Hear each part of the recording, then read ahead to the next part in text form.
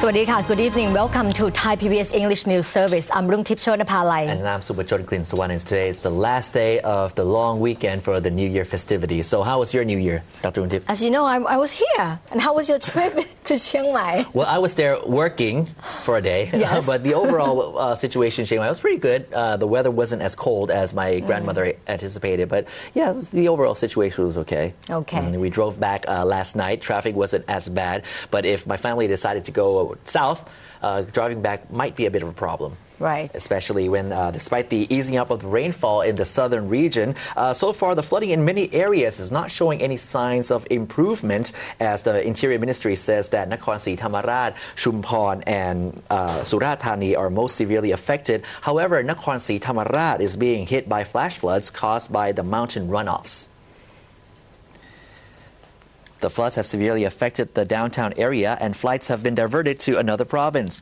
Downtown Nakhon Si Thammarat is in a critical situation as floodwaters pouring down from the mountains have flooded the area. Many of the main highways in Nakhon Si Thammarat are now flooded and impassable. Authorities will be on high alert tonight as a large amount of floodwater is expected to reach downtown between 10 p.m. tonight and 2 a.m. tomorrow. Nok Air, which offers flights between Bangkok and Nakhon Si Thammarat, is now forced to fly from nearby Surat Thani province. The airline will offer passengers bus shuttle services operating between Nakhon Si Thammarat and Surat Thani airports. Air Asia and Thai Airways operating in other southern provinces are operating normally. Meanwhile, many train services in the region have been delayed, stopping short of their destinations, or have been called off due to the floods. For more information, contact the State Railway of Thailand at 1690. Soldiers in Chumphon's Tung Tako district today rescued a 84-year-old woman and her granddaughter who had been stranded in their house with no food to eat since yesterday. The woman says the current of the 1-meter deep rapid flood was too strong and dangerous for her to fight. Officials say if Chumphon province sees no more rain tonight, the flood situation will improve. Meanwhile, Phatthalung's provincial office continued to drain water from the Phatthalung hospital, which last night was still underwater. However, the 400 patients staying at the hospital were not evacuated. The Meteorological Department says more rain is heading towards Phatthalung province this Friday. Hillside areas will be on red alert. In Songkhla province, Hat Yai residents living along the hillsides witnessed flash floods from the hilltops, bringing down large rocks and causing landslides. 4 houses were damaged, but no injuries were reported. Authorities are also shipping in survival kits to help flood victims in the deep south of Yala and Narathiwat provinces. Many residents earlier left their homes for evacuation centers. The overall situation in Yala is almost back to normal today, but 18,000 families in Narathiwat are still in need of help. Yonghyut Vichaydit, Deputy Prime Minister and Interior Minister, has instructed every district in the southern flood zone to report on the situation every 3 hours. The Navy and Air Force bases in the region are assisting the Natural Disaster Prevention Department with any required evacuations. Main highways leading into big cities are congested as expected, while the highway death toll as of last night is 282. The Road Safety Center says 282 people were reported to have lost their lives on the streets and highways of Thailand between last Thursday and yesterday. A further 2,783 people were injured. Today alone, which is the penultimate day for the 7-day danger period, has seen at least 37 people die in our roads, and a further 401 injured in 377 accidents. Buriram province has seen the highest death toll of 16 people, and Nakhon Sawan's injury toll is Thailand's highest at 100. Only 10 provinces have achieved the government's target of 0 accidents. Today is the last day of the long weekend. Mitraphap Highway, which links northeast Thailand with the central region, is packed with vehicles heading back to the capital. Uphill inbound has been flowing slowly since early morning. The highway police have changed one outbound lane to an inbound one to support the massive amounts of cars heading towards Nakhon Ratchasima. The Deshathiwong Bridge of Nakhon Sawan has also opened an extra lane to help travelers. Trucks are not allowed to enter downtown Nakhon Sawan today to help the traffic situation. The Asia Highway from from Ayutthaya heading to Bangkok is also crowded with New Year holiday makers. Many decided to stop at ancient sites as they rest their cars. Many small shortcuts in the central region have been devastated by the massive floods, making it hard for commuters to reduce journey time. Highways coming up from the south are flowing well, but some southern routes of Surat Thani remain closed after they were hit by the floods. Officials both in uniform and undercover are also deployed at bus and train stations nationwide to ensure passengers' safety. Additionally, every bus driver must now take a blood alcohol test before being allowed to drive. The decade of road safety started in 2011 after more than 120 countries signed the Moscow Declaration, which is aimed at reducing road deaths by half within 10 years. Right, but despite the government's initiative to cut this, to go with the campaign and by asking motorcyclists to put on their helmets as they drive, to date it has no impact on the accident numbers whatsoever. Testing for alcohol among bus drivers was one of the action plans to prevent road accidents during this New Year festivities' 7 dangerous days. It is now required that all bus drivers pass a blood alcohol breathalyzer test before starting the journey. Thailand has signed the Moscow Declaration, which is aimed at reducing deaths to less than 10 persons in 100,000 within 10 years, or by the year 2020, otherwise known as the Decade of Road Safety. The government has proclaimed road safety part of the national agenda and is striving for 100% crash helmet use among motorcycle riders. This campaign is a collaboration between the Ministry of Transportation, the Ministry of Interior, the Ministry of Health, and the Royal Thai Police. But the number of the motorcyclists wearing helmets has only increased by 3% to 44% since last year, and fatalities resulting from motorcycle accidents see head injuries as one of the top 3 causes of death. Scholars believe that Thai people still have the same attitude towards accident and death, which is fundamentally based on their religious beliefs. According to the World Health Organization, or WHO, every year more than 14,000 people in Thailand die because of road accidents. Furthermore, more than 1.2 million are injured, which cost the country around 200 billion baht each year. Dr. Withaya Chatbanchachai, director of the WHO Collaborating Center for Injury Prevention and Safety Promotion, said that it is not too late for the Thai government to promote road safety continuously.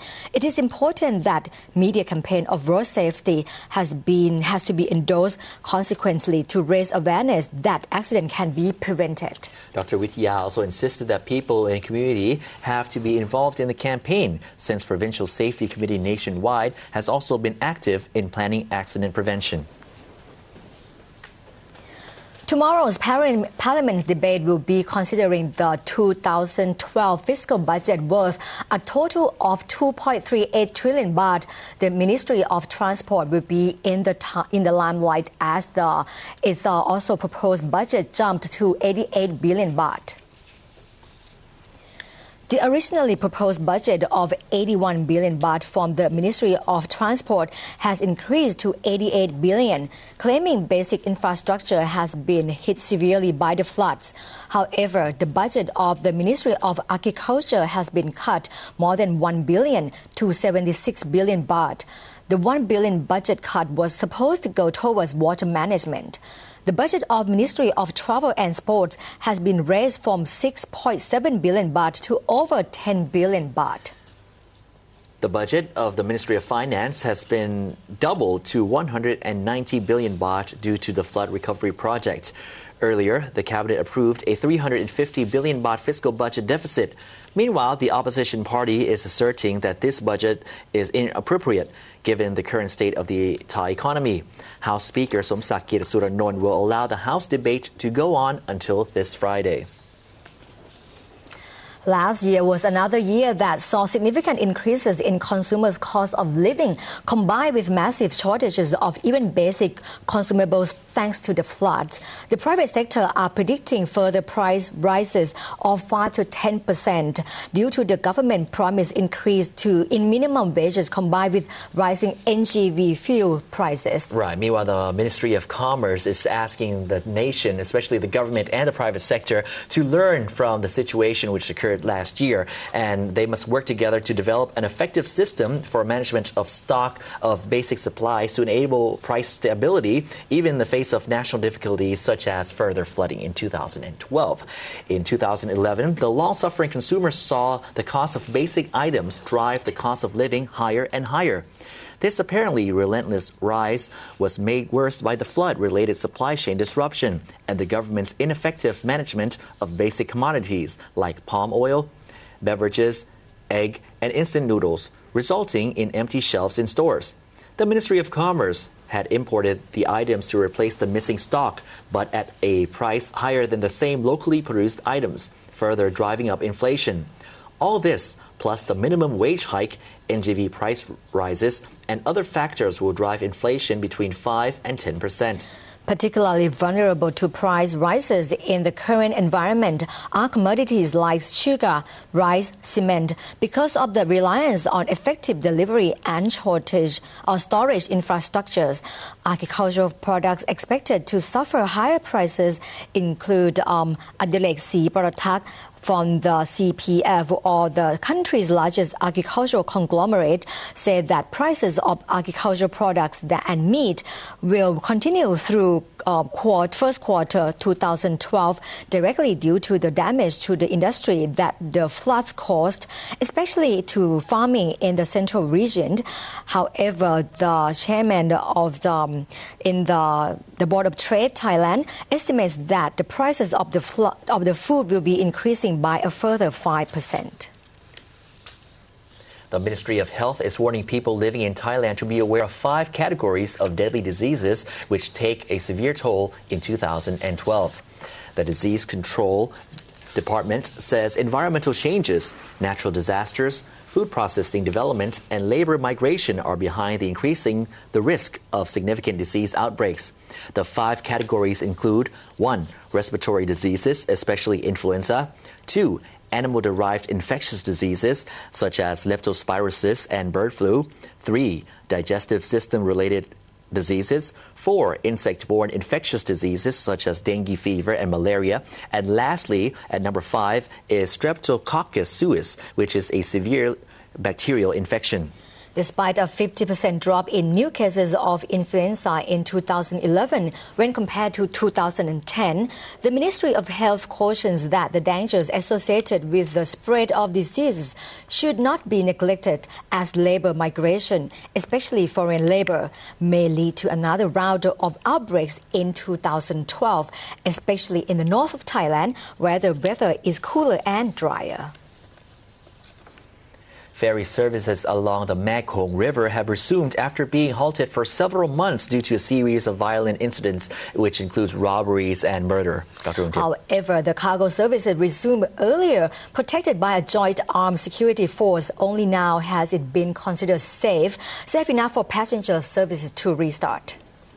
August last year saw tourists and ferry passengers on the Mekong River robbed at gunpoint. In October 13th, Chinese sailors on a merchant vessel were murdered. This level of violence effectively stops commercial traffic on the river. That is until a joint security force was established involving China, Thailand, Laos, and Myanmar, and today saw the return of passenger ferry services to the mighty Mekong. The Chinese tourist vessel, Golden Triangle 2, set sail from Jinghong in China's Yunnan province at 8 a.m. this morning on its way to Chiengsan here in Thailand. In addition to the crew, on board were 14 Australian tourists and their guide. Though aware of the incident last August, they seemed relaxed, saying that the ship was traveling faster than it previously did, making it harder to attack. Meanwhile, the captain of the Golden Triangle 2 was not being lulled into a false sense of security, however, saying that he was well aware of the dangers.